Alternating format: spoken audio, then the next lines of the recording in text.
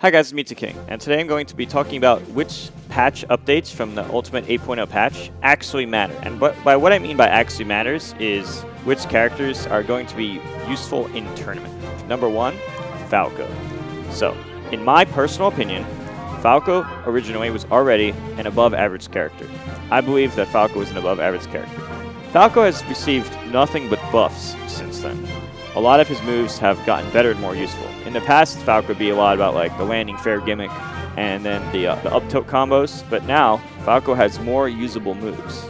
To elaborate on that, down tilt is now, I think it's frame 8 instead of 10 or so. It comes out 2 frames faster, and even more, and debatably even more importantly, is that the launch angle and knockback is actually better for combos. So now it's easier to, it comes out faster and combos better. So now you can do combos with the down tilt, which would not be as useful before. Up smash is stronger and more consistent, so killing earlier is always nice. The down air has less total time in the air and also less landing lag, which means you can actually down air a shield now and not get shield grabbed, unlike the past where you just get shield grabbed. And the side B on the ground comes out noticeably faster. If you'd like more information on Falco's specific stuff, look up Larry Lur's video, as he's the specialist in this category. Another character who I think is a major winner here would be Ike. Ike has a dash attack that does 10 extra damage, which is nice. The down tilt now combos because, you know, that move was never killing anyway, so having less knockback there, being able to combo down tilt fair, and in very specific instances, down tilt raw bear, you can kill at the edge at like 90% and very, very consistently. It's much better than the old down tilt was. Fair has less lag in the air, so you can jump off stage and do a fair, and you could probably even try 2 times and then recover with the up B. Speaking of up B is probably his biggest buff of all. Up B is substantially stronger, and I mean substantial.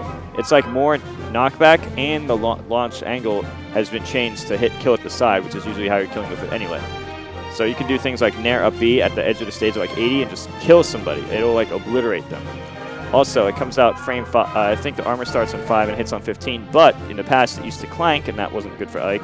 Now, it would just go through your attack, which means that they're going to take major damage. So Ike is one of the major winners of this patch. Another major winner of this patch is Bayonetta. In a nutshell, Bayonetta combos better and more consistently. One example of this is the up B. The up B, I think the SDI multiplier, don't quote me on this, but it might be like, it was changed, I think, from like 1.5 to 2.0 or something. But basically, whatever it was, you can't SDI her up B as well. So now she does up B combos in the air. In the past, you could just wiggle the control stick a certain way, like with 3 fingers, and just wiggle down or whatever to get out. Now that is significantly harder to do. So her combos would be way more consistent. That is extremely important. F smash is stronger. That's always nice. And her side B on the ground, with or without the kick, both have less end lag. I heard on a fast fall you can even do it to a smash attack at specific percents. And her tilts had some buffs too. F tilt has less end lag, for example, and up tilt had a complete overhaul. Up tilt comes out faster, has a bigger hitbox, and stays out longer. Basically, Bayonetta's moves work more properly now, such as up tilt, F tilt, and up B.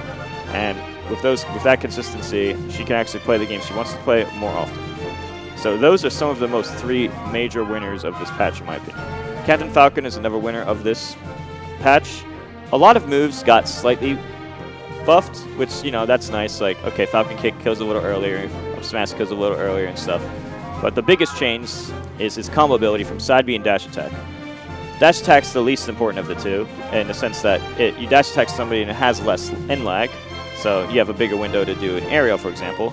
But more importantly, the side B launch angle and knockback power is way less, and that's good because the move was never going to kill anyway. It's a combo move after all, so you want it to not send as far.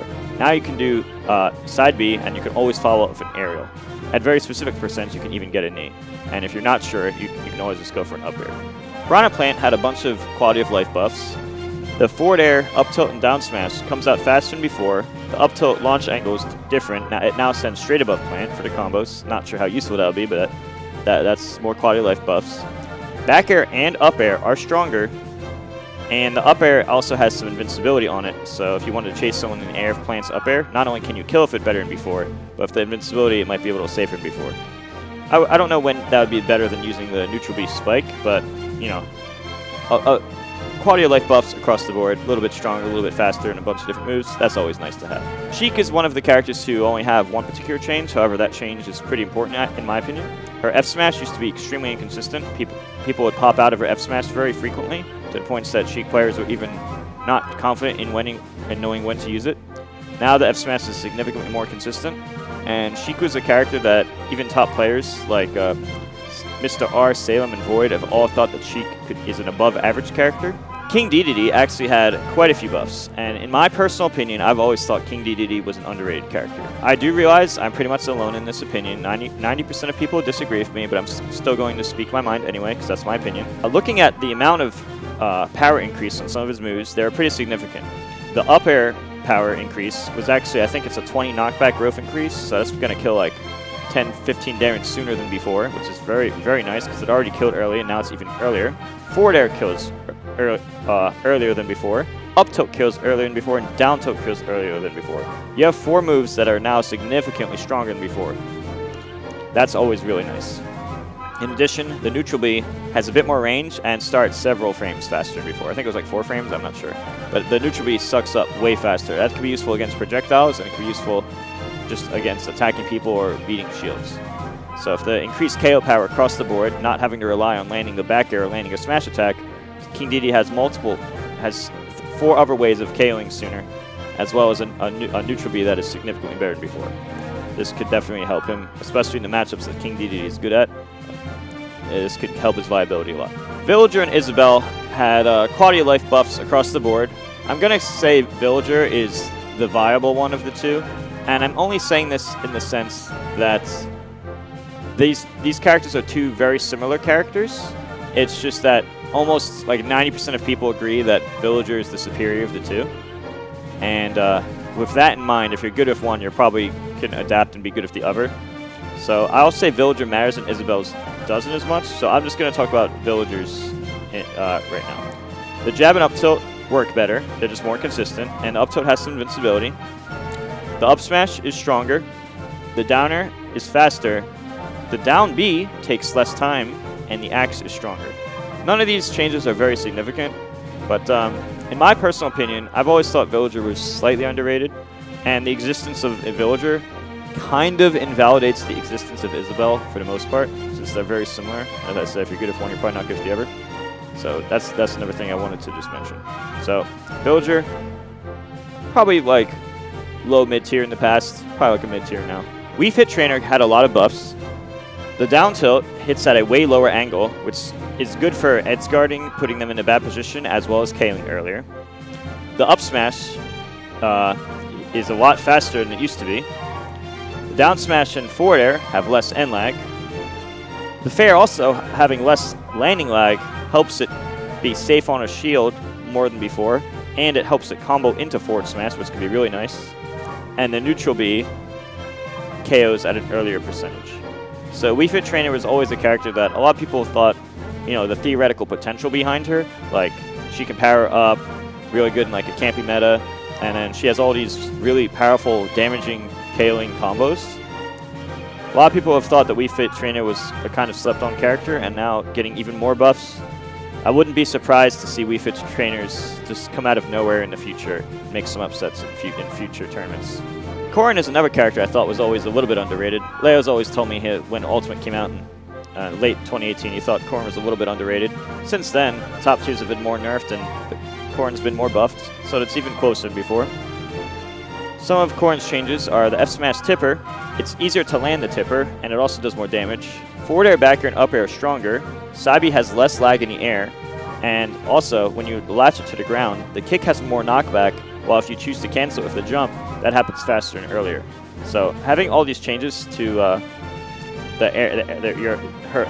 aerial attacks, her aerial attacks being stronger, F smash being safer and stronger, even also safe on the shield, I forgot to mention, and the side B just having buffs across the board, especially to the safeness, that just helps Corrin a lot. Diddy Kong had 4 quality of life buffs on things such as like the down smash or the forward air having a bigger hitbox, among other things. But overall, Diddy Kong's players agree that on every stage except Final Destination, the Banana Infinite being gone is a huge nerf to Diddy Kong. So Diddy Kong is the one character who probably had it the worst in this whole patch, because Diddy Kong players, all of the top Diddy Kongs, they relied a lot on the Banana Infinite, and now it takes longer for the banana to come out after the other one hits or disappears. So that Infinite is no longer possible. So Incineroar has quite a few changes. The up smash is stronger once again. Before, honestly, the up smash was always, I always found the up smash to be extremely underwhelming, and even after the up smash was buffed, it was still extremely underwhelming. However, it was buffed again, and now it seems like there are actually very specific uses where I would want to use that move. Like even if, especially in doubles when you have like a free setup. I personally think that's the least important of his changes, possibly. Well, actually, one more change is probably even less useful. F throw. You're pretty much never killing a forward throw. So even though the F throw is stronger, I would say that's pretty relevant, honestly. Down B, however, is extremely important. Down B has 5 frames less total time. 5 frames less total time, so it's 50 frames total time instead of 55, which is pretty huge. And you can absorb moves faster. So if you're going to absorb like a Wolf Laser or like a Mario Fireball or just any weak attack, now your next attack does like 1.9 to between like 1.9 to double damage basically. So close to double damage just for absorbing a really weak attack. And that's really nice because before it would not, I don't remember the exact multiplier, but it would not power up as much from a weak attack as it does now.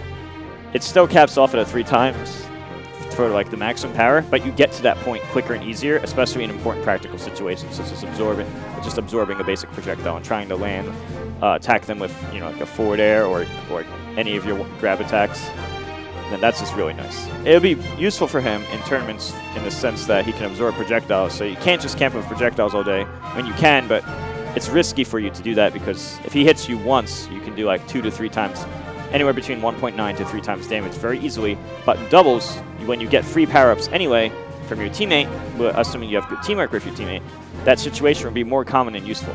So that's why I've always thought Incineroar was a doubles character, and this will definitely help him in doubles. This is my video on what changes I thought was the most significant, and by most significant, I didn't mean in the sense that, oh, well, maybe some bottom low tiers got even more buffs. Well, I'm viewing it in the sense that, okay, who will probably be a threat at like top 16 of Super Major, like in terms like at an offline turn, That's what I was thinking of in terms of this video. My next video, I will talk about the remaining characters and my thoughts on them as well. Also, if you guys like our content, please consider joining. The join button is right next to the subscribe button. Consider clicking on join, and if you want to support us, we'd greatly appreciate it. Don't forget to like, subscribe, and hit the bell, and thanks for watching.